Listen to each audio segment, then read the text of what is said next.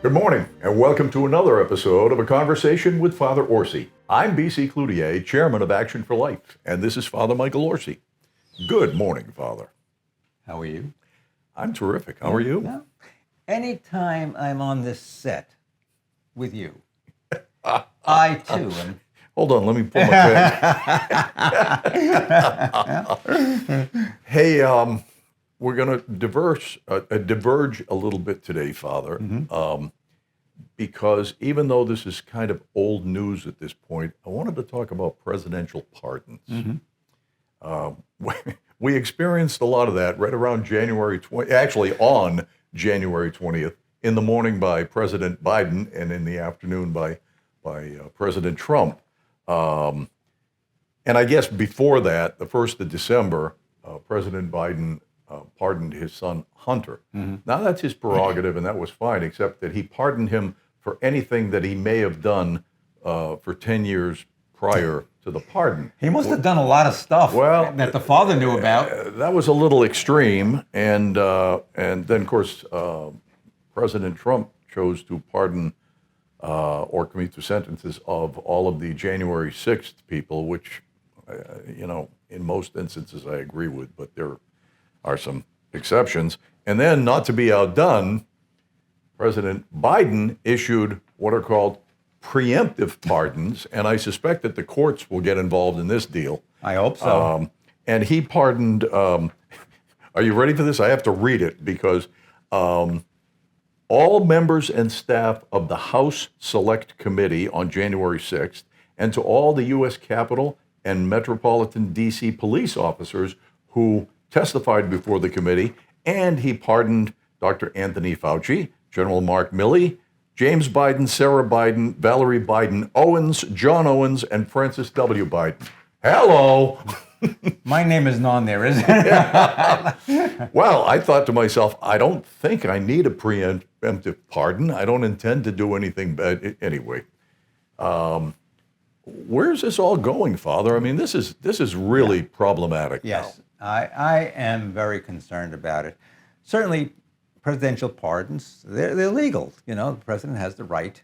And I think they're appropriate in certain circumstances. There are certain circumstances they are. Perhaps somebody did something that was politically motivated, or they were accused of a crime because they were not of a certain political mindset or part of a political party, and they became objects of prosecution, lawfare. Okay, and therefore, perhaps in those cases it is just, or somebody has suffered enough. Do you remember there was a character out in Chicago, Governor Blagojevich? Oh yeah, yeah, and he got pardoned. He got pardoned in the first Trump administration. Trump pardoned him. Okay. Yeah. Now he was in jail, quite a long time. Was his crime politically motivated? In other words, was his crime one that was made a crime, or people trying to get him because of political reasons? In that instance, I thought he was in the same boat as Menendez, where he literally got his hand caught with his hand in the cookie jar. I think in that case it was a phone conversation where he was. They accused him of trying to sell the seat in the Senate that was vacated by Obama when he was elected to be president, and evidently the phone conversation or the conversations, they were taped. And what you're saying is he had the misfortune to get caught on what happens all the time, right? Yeah, I guess so. Oy. But there's always those questions as to whether or not, was that really the intent, or is that the way business is done in Chicago? Well, in Blagojevich's instance, I mean, he did several years, I think, 10 or 12 years in prison. And beyond that, he was ruined politically. Right. So that's a lot of penance to pay. Yeah. So sometimes, in a case like that, you might say, all right, enough is enough, let's give him a pardon. And I think that one was fair. I think that Blagojevich in many ways was a sitting duck, and I think that it was politically motivated, his prosecution. I don't know all the ins and outs of the case. It's a while back, but I think that President Trump in his first term did the right thing to let him out. Okay? Now, you have a tsunami of pardons that were just issued. I'm wondering if it makes a mockery out of the justice system. That's what I'm wondering. Yeah. If you just have a president that comes in and decides he's going to pardon many, many people, plus members of his own family, and then to give preemptive pardons, which means, well, I'm going to pardon them even if I'm not sure that they did anything wrong. Right. But I'm going to pardon them for anything that took place within a 10-year time period. I don't know. That seems legally questionable. Father. I have very serious questions. I think the Supreme Court's going to have to review that and hand down a decision, because just let's say they discover within that time period where you were preemptively pardoned for everything, suppose they find a murder.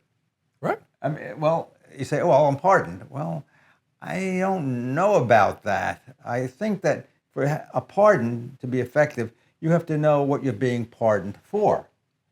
And in these cases, do these people know what they're being pardoned for? And if they do accept the pardon, does that mean that they're accepting guilt? That's the issue. Well, then there's the other interesting thing is now they can drag Fauci up on the hill. Right. And he can't plead the fifth. Yes. Because he can't self-incriminate himself. He's gotten a preemptive pardon. And that is going to open up a whole new can of worms, I think. By the way, I didn't mention this, but I probably should have in the beginning. And this kind of went unnoticed.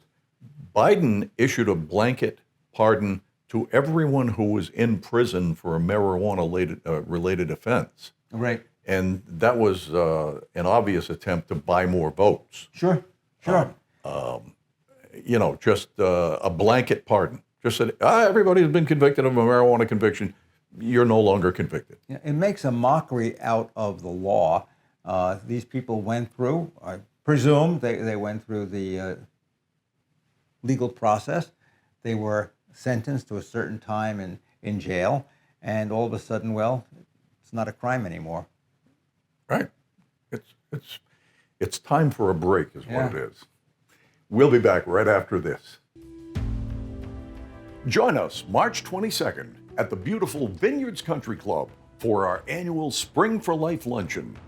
It's the 50th anniversary of the founding of Action for Life. Our featured speaker for this year's celebration luncheon is Sister Mary Gabriel, a member of the Sisters of Life.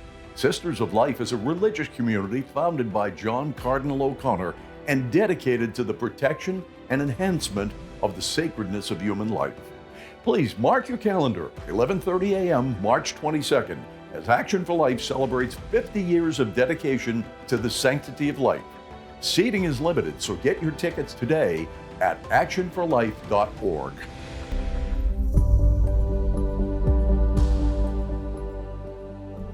But for the moment, I'd like to talk to you about the expense of airing this program. Many people don't realize how expensive it is to produce this program and to get it on the air. Would you care to guess? It's about $3,000 per week. We think that's a reasonable expenditure, but obviously it's an expensive one. So we need to ask for your help. If you'll go to actionforlife.org and click on the donate button, it would be greatly appreciated. Now, you can donate once or you can donate each month, and we certainly have viewers who do both. We appreciate that.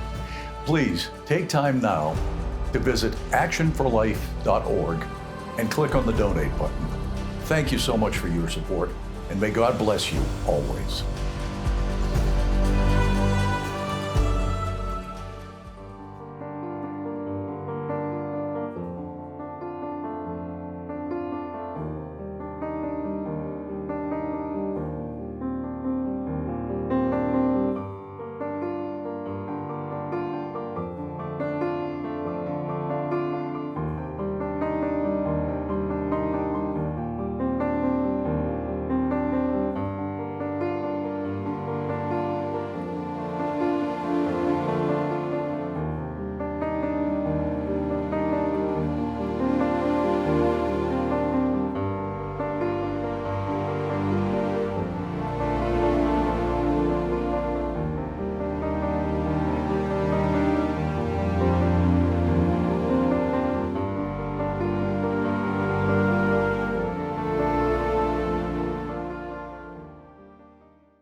Welcome back to A Conversation with Father Orsi. I'm BC Cloutier.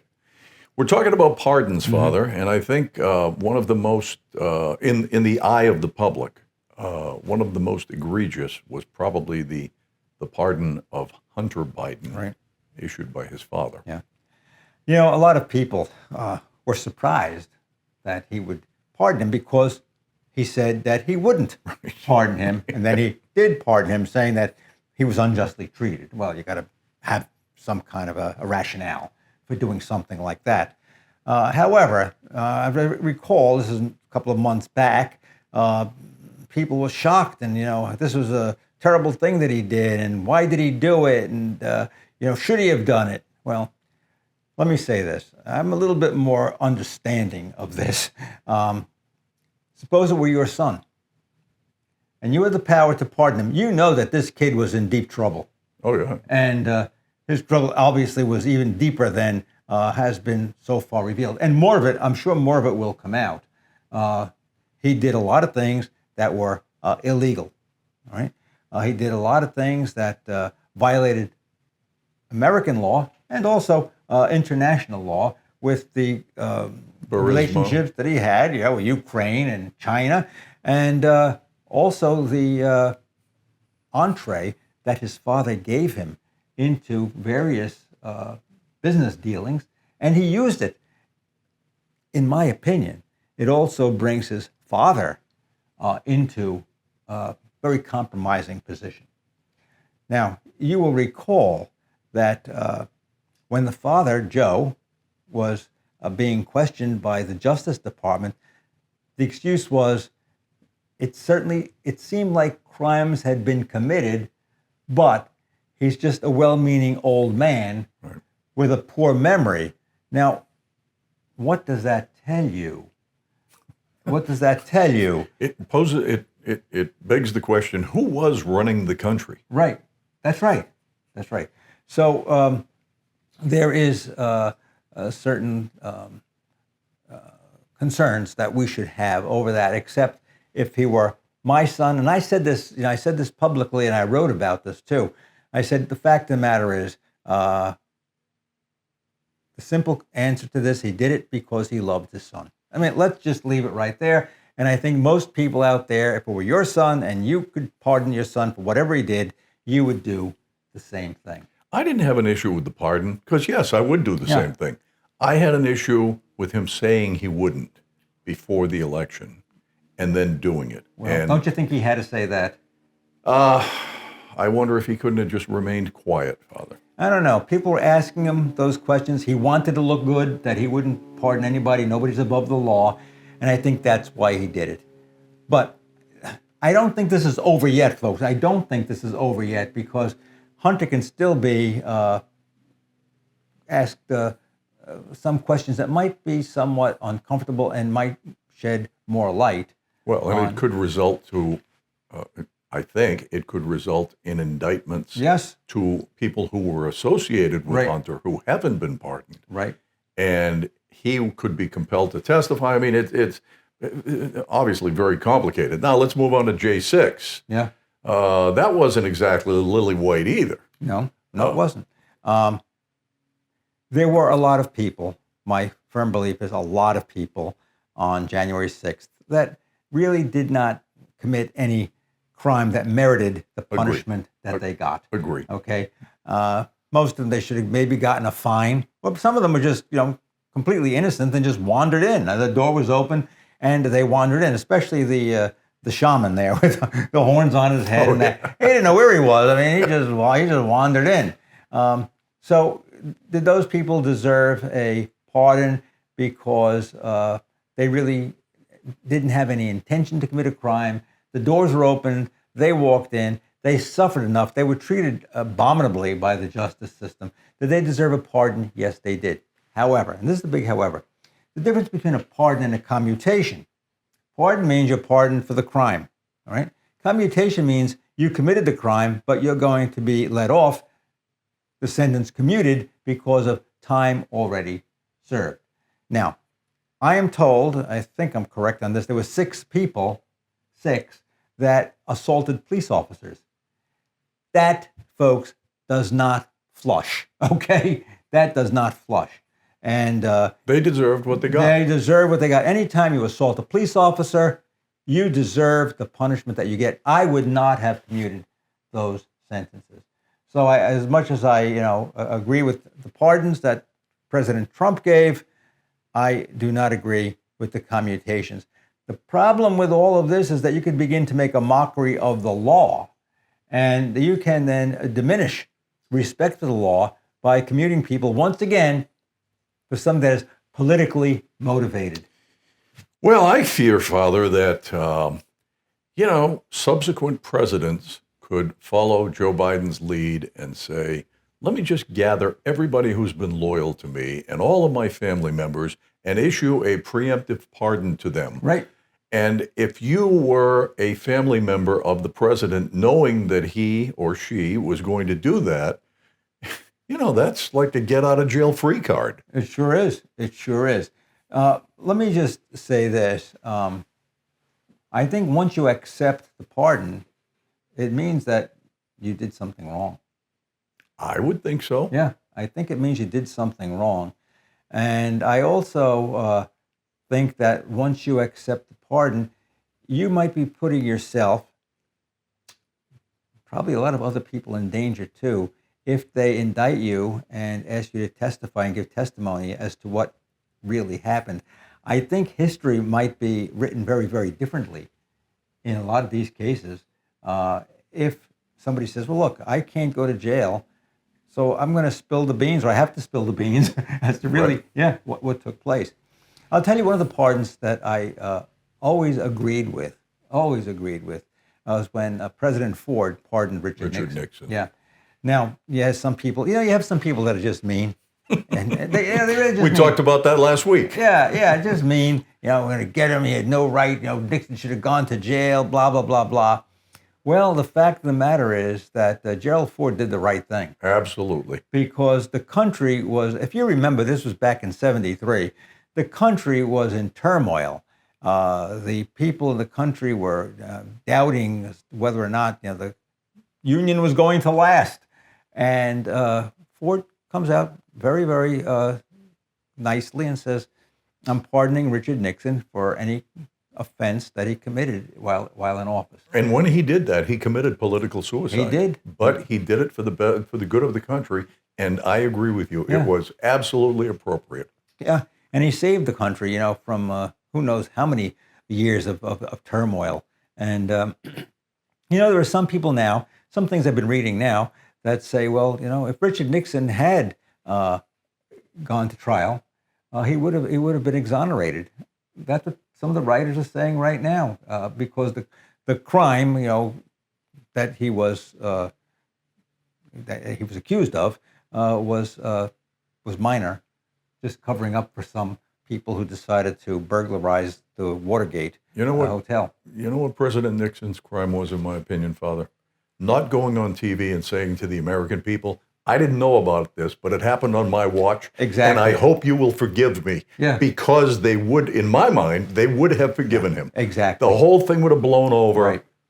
But right. The stonewalling by his administration, I guess by him, was a major tactical error. He said later on, as a matter of fact, he said this in his farewell to the nation, I gave them a knife and they used it. I gave them a knife and they used it.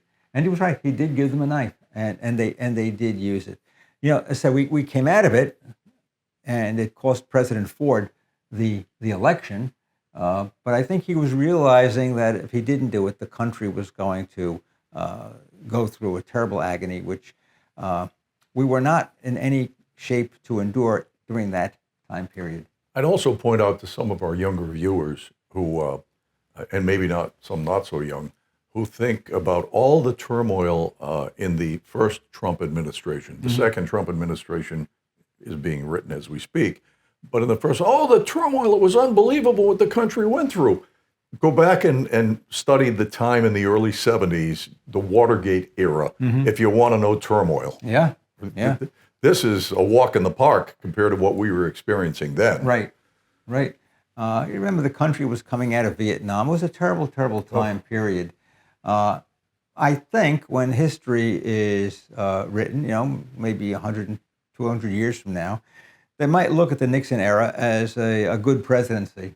He did a lot of good things, but I think, in my opinion, Gerald Ford's action was one of the greatest things that a president could have done to save the country.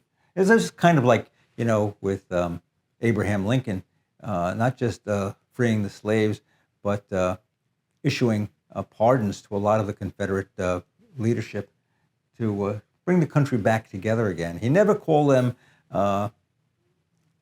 He called them insurrectionists, and that meant that they were an insurrection against the United States. But he never called them traitors. Yeah.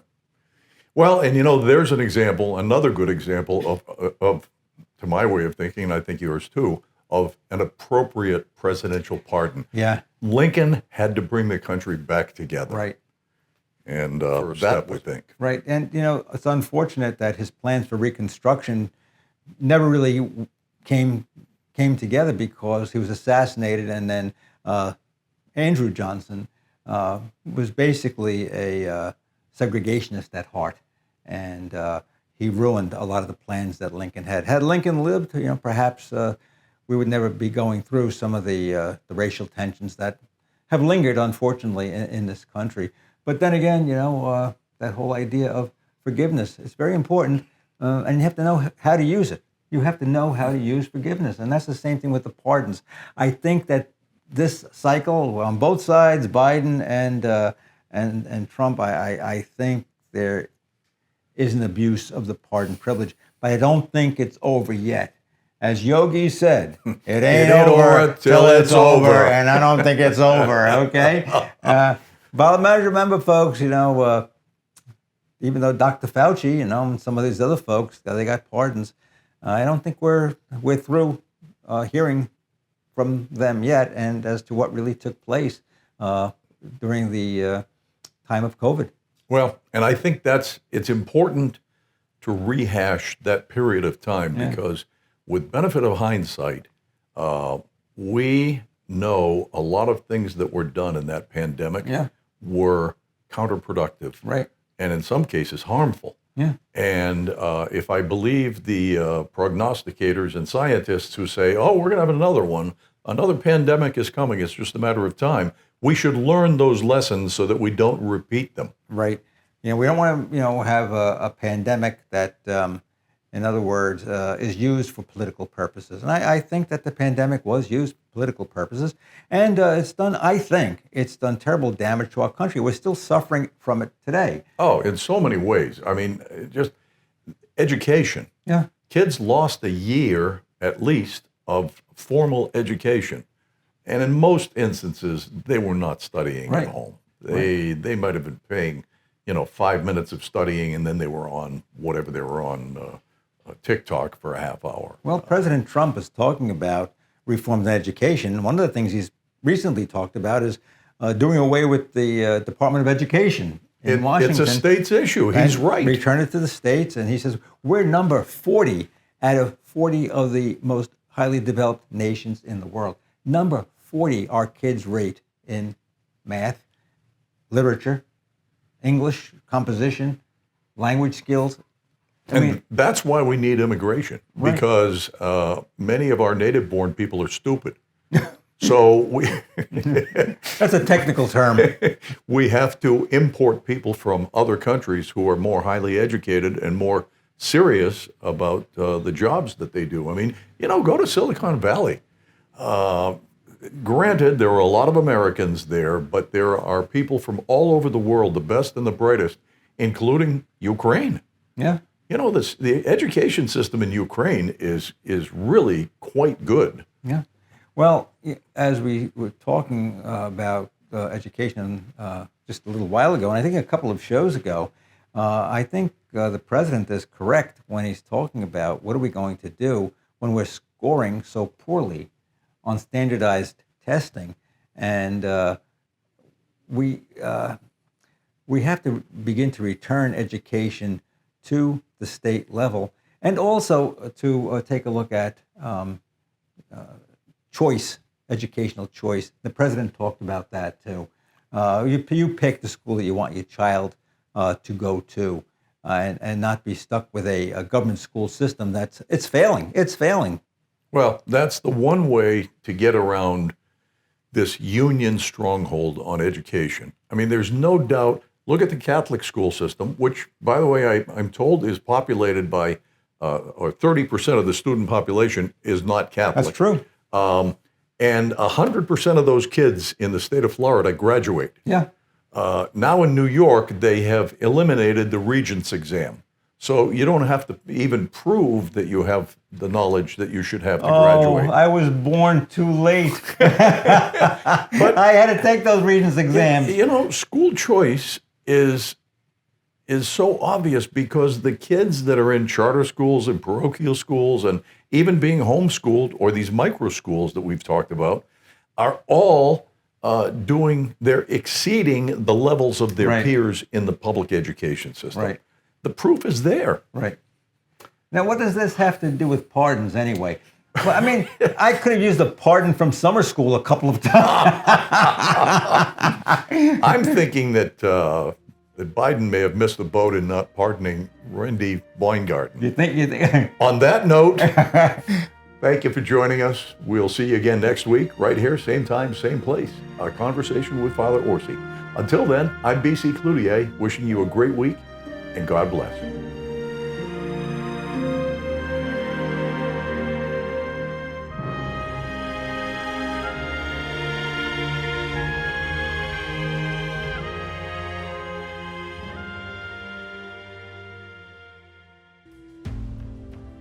Join us March 22nd at the beautiful Vineyards Country Club for our annual Spring for Life luncheon. It's the 50th anniversary of the founding of Action for Life. Our featured speaker for this year's celebration luncheon is Sister Mary Gabriel, a member of the Sisters of Life. Sisters of Life is a religious community founded by John Cardinal O'Connor and dedicated to the protection and enhancement of the sacredness of human life.